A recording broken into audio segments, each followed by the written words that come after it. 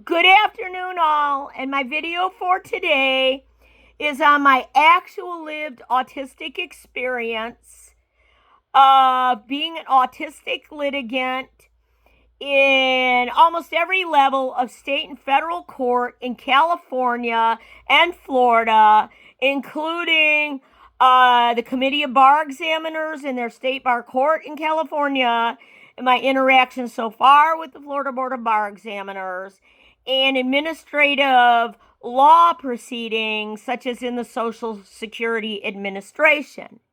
This is based on my own cases, my own personal lived autistic experience, and I'm not your lay person without a judicial education. I went to law school. I graduated with a Juris Doctor degree. I passed the California bar examination, and I lived, breathed, and walked the hallways of Law School 101 among an overwhelmingly neurotypical law school population. And so I'm not just making this up. And my husband called it an unnatural aversion that neurotypical judges have against autistic litigants and autistic people in general. Now, of course, both my husband and I were told that that's nonsensical. And we were punished by Honorable U.S. Magistrate Gary R. Jones for raising the issue and for raising the systematic autism bullying autistic litigants face when they go into any of these courts, but without exception, in every single one of my cases at every level in the Florida and California courts, the California bar examiners in their state bar court, the Florida Board of Bar Examiners' interaction with me so far, and administrative hearings in the Social Security Administration, without exception, I have faced almost immediate negative, hostile, implicit biases against me the moment these judges experience my being autistic in any way, whether it is an oral spoken hearing or they're interacting with my written motions and pleadings. And you get a search return that says judicial bias is quite real. Although judges are supposed to be impartial, as they promise in their oath, they are human and do harbor implicit biases influenced by their identity and experiences. And there have been numerous studies on the impartiality of judges. Judges are supposed to do something to eliminate implicit biases. Judges have a role in eliminating implicit biases. National empirical studies about implicit judicial biases. Biases are supposed to be eliminated in the courtroom. Why is it that in every single one of my cases, at every level of state and federal courts in California and Florida, in the bar examiners of California and Florida, and in the California State Bar Court, and in administrative Social Security hearings, why am I always told that it's nonsensical? Why am I always ignored? Why won't courts address it when I raise this issue? Why do courts such as see my video on the 11th Circuit Court of Appeal in my most recent case not even address this when I raise it as an issue? Not address it when the district court judge below raises it as an issue? Raises that my being autistic likely impacted on the presentation of my allegations and arguments. And then why is there an appearance of impropriety that, for example, the 11th Circuit Court of Appeals might be using an AI algorithm to screen pro se cases and then just skip over that issue and call it all frivolous? Well, this is a real issue. And my husband calls it an unnatural aversion toward autistic people. We have been punished for raising this as an issue by the Honorable U.S. Magistrate Gary R. Jones. However, the Honorable Magistrate did write in one of his orders a deficit-based language that I was suffering from autism. The bias was right there on the face of the record. There's an article by Matthew Rosca in Salon on July 14, 2021. Why are autistic people less likely to get a fair trial? And so he writes that being autistic is akin to speaking a different language, and that our purportedly impartial justice system is often biased against the neurodivergent. Autistic people are neurodivergent. And you know that there's a fundamentally unfair trial or appeal process when your case is being decided on the basis of labels and stereotypes, and the judges and opposing lawyers are using these kind of labels and stereotypes, and they're exhibiting implicit biases against you because you're autistic, and they are taking the shortcut to doing the hard work of sorting through the case details, the documents and the facts you put in the record, what you're telling them, and especially what you're telling them under oath. But again, every single time in my lived autistic experience that I raise the fact that not in one single one of my state and federal cases in California and Florida at any level, or the Social Security Administration, or the bar examiners, or the California State Bar Court, that I am not getting a fundamentally fair and impartial trial and appeal process, they just skip over it. And they ignore it. And without exception, many times the opposing lawyers will file a motion to strike. Every single time I mention being autistic, I mention autism, I try to educate the court about it by talking about it in either my motions or pleadings, or I include exhibits with some autism educational materials, including materials that say, if a person is autism, it's relevant and material in every single type of court case. Inevitably, I will face a motion to strike by the opposing counsel for it being irrelevant and immaterial and impertinent and scandalous material.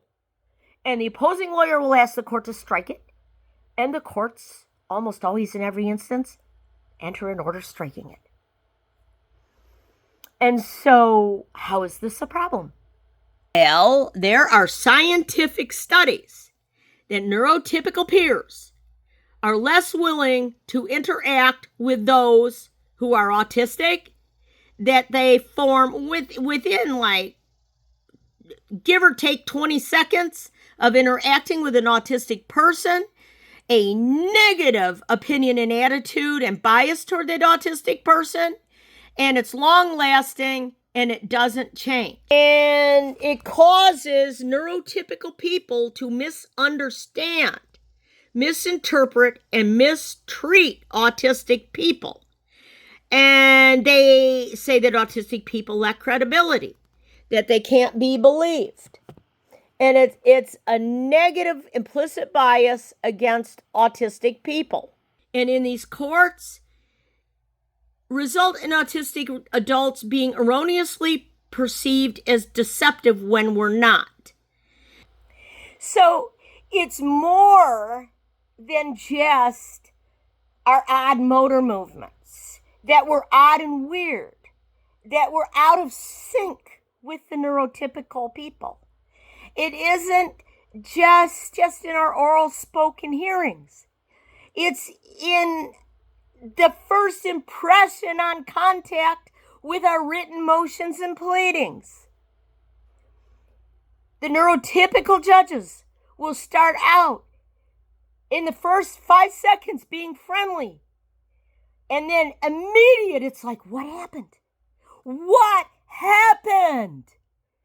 We are met with hostility and negative reactions toward us in every state and federal court by these judges, even when we don't meet them in person. It's more than an implicit bias. It's a different language. This scientific research by Philippine Guilhan de Merksem made the scientific finding that there are so many language differences to autistic communication when autistic people and neurotypical people communicate, such as what's going on in state and federal courts and administrative agencies, that these two groups of people do not even use the same language to begin with. Now, there's no state or federal court or administrative agency or bar examiner anywhere that is giving autistic litigants any kind of autism language interpreter and translator. There's smartphones now with artificial intelligence, and it could be programmed to make that kind of interface to translate between neurotypical judges and autistic litigants, but it's not being used. And if autistic language and neurotypical language that the judges are using, the autistic language that autistic litigants are using, are different languages, then don't the judges have to do something about it? Can they just say, and here's some of the things that have been said by some of the judges in some of my cases, written some of their orders. Now, no judge would sit up there on the bench in his black robes and say, hey, the N-word to a black person, a black litigant, or anything like that. But every day in the motions, the papers, the pleadings that neurotypical lawyers are filing in the courts, and that judges are writing in their orders and opinions, you see autistic language slurs being used. Rambling, incomprehensible, incoherent, difficult to understand. I didn't really understand what he or she said. A myriad of word puzzles. The opposing lawyer, thank you for deciphering what the autistic person said.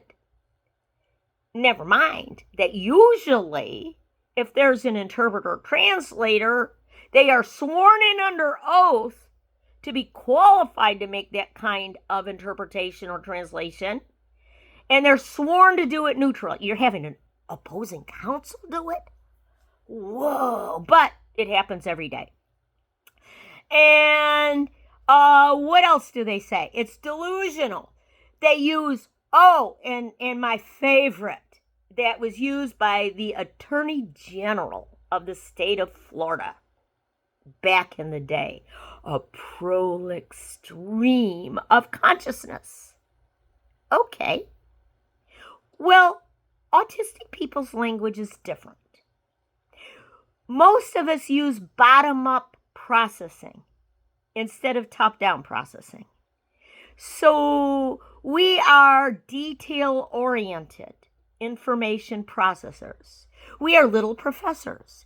We write complex communications. Sometimes it's lengthy. And in fact, we don't get due process notice from these short and concise neurotypical gist statements that the state and federal rules and judges are telling the lawyers to write. Why? We're context blind. Autistic people are context blind. We need to be given all the detail, the long statement, the lengthy writing to get due process notice of what it is that's going on, that we're being having a specification made against us, having a charge made against us, having an accusation made against us. And we so-called lack theory of mind. Basically, that means we do not have a social language component in our brains. Therefore, if you look at the case of A. Scott Harrison in the Orlando Middle District of Florida, a deaf attorney, where the Florida State Court Administrator was going to schedule a telephonic hearing, and Mr. Harrison argued to the federal judge, that's prohibited ex parte contact. Why? Because I can't hear what she's saying. I'm deaf. Well, likewise, it would have to be prohibited ex parte contact of body language and social cues and social language going on in all of these cases of an autistic litigant that I've actually seen this firsthand and personal, up close, and experienced this in my lived autistic experience in state and federal cases and Social Security administrative hearings and bar admission proceedings, and even in the bar discipline case of my husband that I was a key witness in. This was used against my testimony in that case of ex parte communication that I'm not understanding. Why? Because autistic people and neurotypical people speak a different language. I've actually asked for an autistic language interpreter and translator. I asked Honorable U.S. Magistrate Gary R. Jones for one. I didn't get one. He said, well, if there's an oral spoken hearing, I'll give you an interpreter. Well, good, but what about my written papers?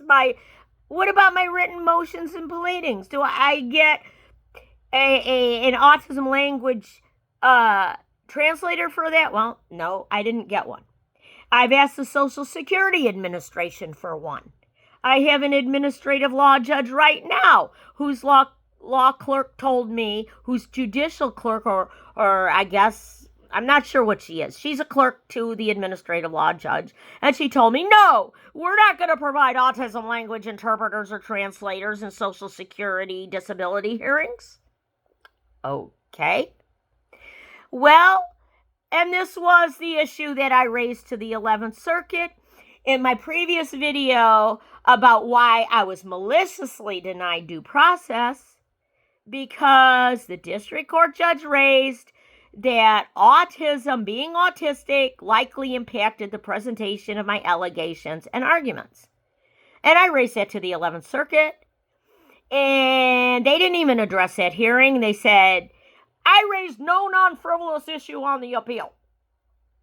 Okay, but neurotypical people, which is what the homogenous neurotypical judges are, in almost every court that I've ever been in with my lived autistic experience, and autistic people speak different languages to begin with. And talked about on reframing autism and had a double empathy problem when neurotypical people and autistic people interact. Neurotypical judges constantly tell autistic litigants that we lack empathy. We lack remorse. Well, that isn't really the whole problem. Besides speaking different languages, Milton says that autistic people experience the world and express emotions differently to neurotypical people. And so what happens is it's not that autistic people lack expressing emotions or lack the ability to feel empathy toward neurotypical people. It's that we express this differently. We have different life experiences, and there's an empathy divide. And neurotypical people have a disconnect with autistic people, and neurotypical people experience a lack of understanding for the other group. In other words, empathy is a two-way street. And so, what does all that mean? It explains why. And I have firsthand autistic lived experience of this in every single state and federal court at every single level in the state of California and Florida, in bar admission proceedings, in the State Bar Court of the State Bar of California, and in Social Security Administrative Law Judge proceedings. Because I'm autistic, I am an autistic litigant, I have never once gotten a fundamentally fair and impartial trial or appeal process. And it's because there are implicit biases against me by these judges because I'm autistic. Sometimes integrity. They're good people. They mean well, but they can't see and identify their own implicit biases. And why is that? Because the courts are not giving specific, mandatory autism educational training to judges, and the bar associations are not mandatory giving it to licensed lawyers, and so it just goes on and on and on. And when an autistic litigant tries to talk about it in their pleadings, in their allegations, in their motions, attach some scholarly articles and exhibits, even attach law review articles, they're met with a motion to strike. And the motion to strike is inevitably granted. And then the courts are using pro se screening processes. And how can they arrive at any conclusion that an autistic person's case has merit or lacks merit, is valid or invalid, or even what the case is about, if neurotypical judges and law clerks and court clerks and AI algorithms to screen autistic litigants' pro se cases are speaking a different language than the autistic person? How do you go from, I don't understand the autistic person's language, to the conclusion and finding that it's frivolous? That's just a big wow. It's sheer speculation. It's irreparable bias and prejudice.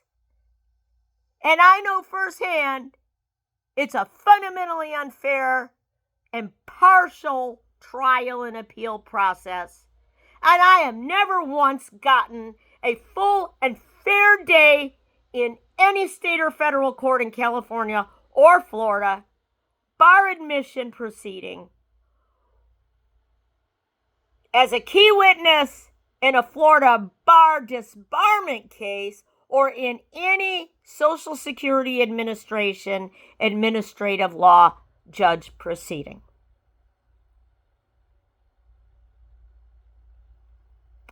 And that's my video for today.